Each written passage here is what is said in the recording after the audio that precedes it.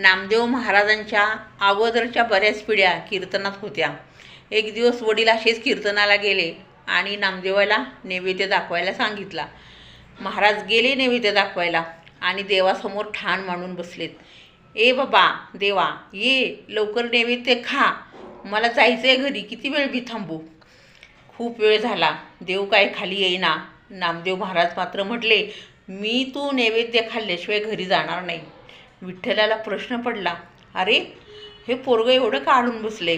त्यावेळेला देवाला उत्तर भेटलं की ह्याच्या घरातले सगळे लोक मला दगड मानतायत आणि हा नामदेव मात्र या दगडामध्ये मी आहे आणि मी ती खीर चाकणार आहे, त्यामुळं तो वाट बघत बसलाय. अक्षरशः देवाला विटेवरनं खाली उतरावं लागलं आणि त्या नामदेवाची खीर चाखावी लागली.